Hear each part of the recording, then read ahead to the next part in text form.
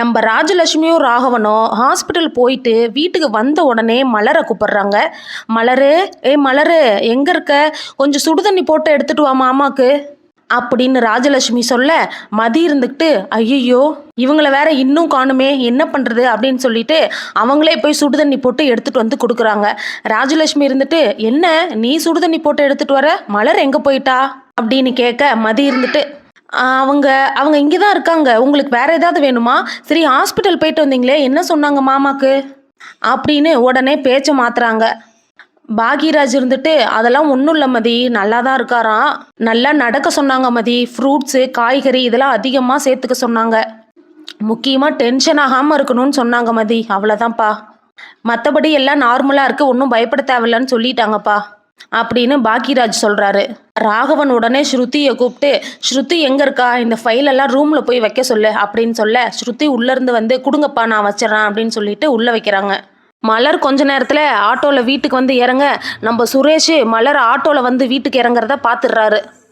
அண்ணி எங்க இந்த டைம்ல தனியாக ஆட்டோவில் போயிட்டு வராங்க அப்படின்னு சொல்லிட்டு உள்ளே போனோடனே சுரேஷ் பைக்கில் வந்ததுனால மலருக்கு முன்னாடி உள்ளே போயிடுறாரு. எங்கண்ணே அண்ணி இந்த நேரத்தில் தனியாக ஆட்டோவில் போயிட்டு வராங்க, நீ கூட போகாமல் இங்கே உட்காந்துருக்க அப்படின்னு நம்ம சுரேஷ் கேட்க, என்னது ஆட்டோவில் போயிட்டு வராளா, லே யாரையோ பார்த்துட்டு ஒளராதடா, அவள் வீட்டில் தான் இருக்கா அப்படின்னு ராகவன் சொல்ல, ராஜலட்சுமி வந்துட்டு, இல்லைங்க இங்கே ஏதோ நடக்குது, நான் சுடுதண்ணி கேட்டப்ப அவள் கொண்டுட்டு வரும்போதே எனக்கு நல்ல டவுட் வந்தது. மலரும் கரெக்டாக உள்ளே வந்துடுறாங்க. எங்கே இந்த டைமில் எங்கே போயிட்டு வர நீ அப்படின்னு கேட்க, மதி இருந்துட்டு, என்னங்க கோயிலுக்கு போயிட்டு வரேன்னு சொன்னீங்க, அதுக்குள்ளே போயிட்டு வந்துட்டீங்களா அப்படின்னு மதி சொல்ல, மலர் இருந்துக்கிட்டு, கோயிலுக்கு போனால் நீர்லாம் கேட்பாங்களே அப்படின்னு சொல்லிட்டு, இல்லை மதி நான் கோயிலுக்கு போகலான்னு தான் போனேன், கோயில் பூட்டி இருந்தது மதி, அதனால் வந்துட்டேன் திருப்போ அப்படின்னு சொல்லி சமாளிச்சிடுறாங்க. ராஜலட்சுமி வந்துட்டு, என்ன இந்த நேரத்தில் உனக்கு கோவில் என்ன வேலை அப்படின்னு கேட்க, இல்லை மாமாவுக்கு உடம்பு சீக்கிரம் சரியாகணும்னு வேண்டிக்க போனேன் அப்படின்னு மலர் சமாளிச்சிடுறாங்க. சுரேஷ் இருந்துட்டு, அண்ணி இந்த டைமில் தனியாக ஏன் போகிறீங்க, நீ எங்கள் அண்ணன் வந்த வாட்டி போயிருக்கலாம், இல்லை எனக்கு ஒரு ஃபோன் பண்ணியிருந்தா நான் கூட வந்திருப்பல அப்படின்னு சொல்ல, இல்லைடா சுரேஷ் பரவாயில்ல, எனக்கு கடைக்கும் போகிற வேலை கொஞ்சம் இருந்ததா, அதனால தான் நானே ஆட்டோவில் போயிட்டு வந்துட்டேன் அப்படின்னு சொல்லி சமாளிச்சிடுறாங்க. ராஜலட்சுமி வந்துட்டு, என்னவோ போ, நீ பேசுறதெல்லாம் பார்த்தா எனக்கு நம்பர் தான் வேணாமான்னு தெரியல, சரி போய் ஒரு காஃபி போட்டு எடுத்துட்டு வா, எனக்கு ஆட்டோவில் போயிட்டு வந்தது உடம்புலாம் ஒரே வலியாக இருக்குது, தலைவலியாக இருக்குது அப்படின்னு சொன்னோடனே, சரியத்த அப்படின்னு சொல்லிட்டு மலர் காஃபி போட போயிடுறாங்க. இந்த சைடு நம்ம சுரேஷ் இன்ஸ்பெக்டர் அவரை கேவலமாக பேசுனதை நினச்சி மதி மேலே கோபமாக இருக்காரு. நம்ம ஸ்டேஷனில் இவ்வளோ தூரம் அவமானப்படுறதுக்கு காரணம் இந்த அழகுமதி மட்டும்தான் அப்படின்னு நினச்சிட்டு இருக்கும் போது மதி ரூம்குள்ளே போகிறாங்க. ஏங்க உங்களுக்கு கொஞ்சம் கூட அறிவே இல்லையா, உங்கள் அண்ணி ஆட்டோவில் போயிட்டு வராங்கன்னா அதை இப்படி தான் எல்லாத்து முன்னாடி கேட்பீங்களா, ஏன் அதை தனியாக வந்து கேட்க மாட்டிங்களா அப்படின்னு சொல்ல, ஏய் என்னடி அறிவில்லையான்னு கேட்குற, ஆட்டோவில் போயிட்டு வந்தா ஏன் எதுக்கு போயிட்டு வந்தாங்கன்னு இந்த நேரத்தில் கேட்க தான் செய்வாங்க, இப்போ அதில் என்ன இருக்குது, அப்போது ஏதோ பொய் சொல்லிட்டு போயிட்டு வந்திருக்கீங்களா, என்ன நடந்தது எனக்கு இப்போ உண்மை தெரிஞ்சாகணும் அப்படின்னு சுரேஷ் சொல்ல, அதெல்லாம் ஒன்றும் நடக்கலை, அத்தையும் மாமாவும் ஹாஸ்பிட்டல் போயிட்டு வந்திருக்காங்க, இந்த நேரத்தில் அவங்கள நிற்க வச்சு திருவி கேள்வி கேட்டுட்டு இருந்தீங்கன்னா அவங்க என்ன நினைப்பாங்க, அதனால தான் நான் சொன்னேன் அப்படின்னு சொல்லிட்டு மதி அங்கேருந்து கிளம்பிடுறாங்க. ராஜலட்சுமி வந்துட்டு, சுரேஷே வாடா சாப்பிட்லாம் அப்படின்னு கூப்பிட, எல்லாரும் உட்காந்து சாப்பிட்டுட்டு இருக்கும்போது ஸ்ருதி மட்டும் மொபைலையே பார்த்து நோண்டிகிட்டே இருக்காங்க. அவன் இருந்துட்டு, ஸ்ருதி என்ன சாப்பிடும் போது புதுசாக மொபைலையே பார்த்துட்டு இருக்க, மொபைலை கீழே வச்சுட்டு சாப்பிடு.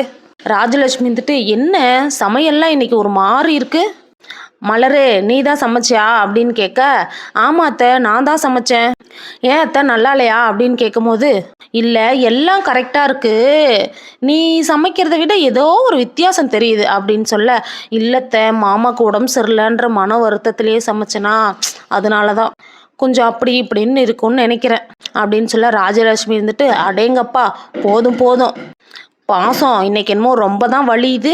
இந்த சைடு ரேவதி தங்கராஜ் கிட்ட, என்னங்க எங்கள் அப்பா அம்மாவை போய் பார்த்துட்டு வரலாமா அப்படின்னு சொல்ல, ஏன் என்ன திடீர்னு, இல்லை அப்பாவுக்கு உடம்பு சரியில்லையாங்க, அண்ணா ஹாஸ்பிட்டல் கூட்டிகிட்டு போயிட்டு வீட்டுக்கு வந்துட்டாங்களாம், இப்போ தான் அண்ணன் ஃபோன் பண்ணி சொல்லுச்சு, எனக்கு அப்பாவை பார்க்கணும் போல இருக்குங்க அப்படின்னு சொல்ல, தங்கராஜ் இருந்துட்டு, அதெல்லாம் ஒன்றும் வேணாம் காலையில் போய்க்கலாம் போய் படு அப்படின்னு சொல்லிடுறாங்க.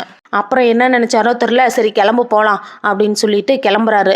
இந்த சுரேஷு ரொம்ப நாளாக ஃபோன் பண்ணுறதே காணுமே, என்ன தான் பண்ணுறான்னு நேரில் போய் பார்ப்போம் அப்படின்னு சொல்லிட்டு வீட்டுக்கு போகிறாங்க.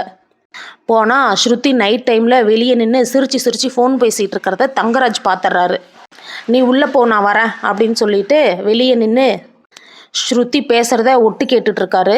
உடனே பக்கத்தில் போய், ஸ்ருதி யார்கிட்ட பேசிகிட்டு இருக்க இந்த டைமில் அப்படின்னு கேட்க, இல்லை மாமா நான் ஃப்ரெண்டு கிட்ட தான் பேசிகிட்டு இருந்தேன். ஃப்ரெண்டு கிட்ட இந்த நேரத்தில் சிரிச்சு சிரிச்சு ஏன் வெளியே வந்து தான் பேசணுமா, அது உள்ளுக்கு உட்காந்து பேசினா என்ன அப்படின்னு தங்கராஜ் கேட்ட உடனே, இல்லை மாமா உள்ளுக்கு எல்லாரும் சாப்பிட்டுட்டு இருந்தாங்க, வெளியே கொஞ்சம் காத்தோட்டமாக நிற்கலான்னு வந்தேன் மாமா அப்படின்னு சொல்ல, சரி உன் மொபைலை கூட நான் பார்க்குறேன் அப்படின்னு தங்கராஜ் சொல்கிறாங்க. மதி அங்கேருந்து வந்து, ஸ்ருதி தலைவலிக்குது டீ வேணும்னு கேட்டல, நான் போட்டுட்டேன் ஆறிடும் வந்து குடி வா அப்படின்னு உள்ளே கூட்டிகிட்டு போயிடுறாங்க.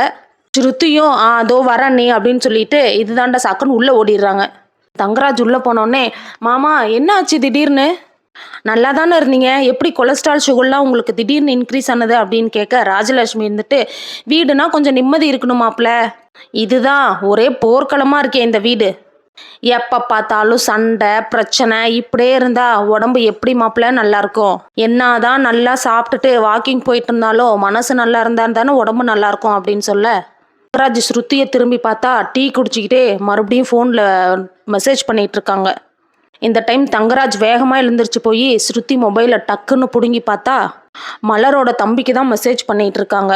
மலர் தம்பியோட ப்ரொஃபைல் பிக்சரை பார்த்தோன்னே, என்ன ஸ்ருதி இதுதான் உன் ஃப்ரெண்டா, ஆமாம் இந்த நேரத்தில் நீ எதுக்கு அவனுக்கு மெசேஜ் பண்ணிட்டு உட்காந்துருக்க, என்ன அவனும் நீ லவ் பண்ணுறீங்களா அப்படின்னு கேட்க, ஸ்ருதி இருந்துட்டு, ஐயோ மாமா இல்லை மாமா, அவங்க அம்மாவுக்கு உடம்பு சரியில்லைன்னு சொன்னாங்க, அதுதான் எப்படி இருக்குன்னு கேட்டேன் மாமா அப்படின்னு சொல்ல, அவங்க அம்மாவுக்கு உடம்பு சரியில்லை அப்படின்றது உனக்கு எப்படி தெரியும், நீ பேசிகிட்டு இருக்கனால தான் நான் அவன் அம்மாவுக்கு உடம்பு சரியில்லைன்றதை உனக்கு சொல்லியிருக்கான் அப்படின்னு சொல்ல, ஸ்ருதி இருந்துட்டு, மாமா அவன் கண்டிப்பாக எனக்கு சொல்லவே இல்லை மாமா, எனக்கு அண்ணி தான் சொன்னாங்க, அத்தைக்கு எப்படி இருக்குன்னு விசாரிக்கிறதுக்காக தான் மாமா நான் ஃபோன் பண்ணேன், வேற எதுவுமே நான் பேசலை மாமா, நீங்கள் வேணா செக் பண்ணி பாருங்க அப்படின்னு சொல்ல, இங்கே உன்னை பெற்றவங்க ஹாஸ்பிட்டல் போயிட்டு வந்து முடியாமல் உட்காந்துருக்காங்க, அவங்கள என்ன ஏதுன்னு கண்டுக்க முடியல, ரொம்ப அக்கறையாக அவனோட அம்மாக்கு உடம்பு சரியில்லைன்னு நீ இந்த டைமில் கேட்டுட்ருக்கியா, அப்போது பெற்றவங்களை விட உனக்கு அவங்க முக்கியமாக போயிட்டாங்க இல்லையா ஸ்ருதி அப்படின்னு தங்கராஜ் சொல்ல, மாமா நீங்கள் நினைக்கிற மாதிரிலாம் எதுவுமே கிடையாது மாமா, நீங்கள் வேணா அண்ணி கூட கேட்டு பாருங்க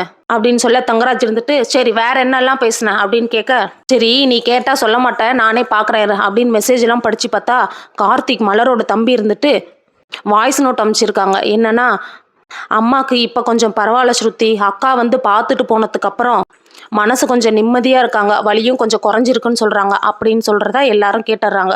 என்னது மலரை போய் பார்த்துட்டு வந்தாளா, என்ன மாப்பிள்ள என்ன சொல்கிறீங்க அப்படின்னு கேட்க, ஏங்கத்த உங்களுக்கே தெரியாதா அப்படின்னு சொல்ல, எங்களுக்கு தெரியாது மாப்பிள்ள, நாங்களே இப்போ தான் போயிட்டு வீட்டுக்கு வரோம் ஹாஸ்பிட்டல் போயிட்டு, அப்போவே இந்த மதி ஏதேதோ போய் சொல்லி சமாளிச்சா எங்ககிட்ட, என்ன ஃப்ராடு வேலை பண்ணியிருக்காங்க பாரு, இவன் வந்து எல்லாத்தையும் கெடுத்து வச்சுட்டான் மாப்பிள்ள, இன்ன வரைக்கும் மலர் எங்ககிட்ட போய் சொல்லிட்டு சொல்லாமையும் எங்கேயுமே போனதே கிடையாது, ஸ்ருதி என்ன நீயும் இதுக்கு உடந்தையா அப்படின்னு கேட்க, உடனே மதி இருந்துட்டு, என்ன இப்போ பிரச்சனை உங்களுக்கு, அவங்களோட அம்மாவுக்கு உடம்பு சரியில்லை அவங்க பார்க்க போகிறாங்க, இதில் என்ன தப்பு இருக்குது அப்படின்னு கேட்க, உடனே சுரேஷ் இருந்துட்டு, ஏய் நீ ஃபஸ்ட்டு வாயை மூடு, வீட்டில் பிரச்சனை வரதுக்கு காரணமே நீ தான் அப்படின்னு சுரேஷ் கத்துனோடனே உடனே மலர் இருந்துட்டு, டே சுரேஷ் மதியை ஏண்டா திட்டுற, நான் தான் போனேன், எங்கள் அம்மாவை பார்க்க நான் போனேன், உங்கள் அம்மாவுக்கு உடம்பு சரியில்லைன்னா நீங்கள் கூட்டிகிட்டு போகல, அதே மாதிரி எங்கள் அம்மாவுக்கு உடம்பு சரியில்லைன்றதை பார்க்க நான் போனேன், இதில் என்ன தப்பு இருக்குது அப்படின்னு மலர் கேட்டோடனே எல்லாரும் ஷாக் ஆகி பார்க்குறாங்க. சொல்லிட்டு மலர் பாட்டுக்கு உள்ளே போயிடுறாங்க.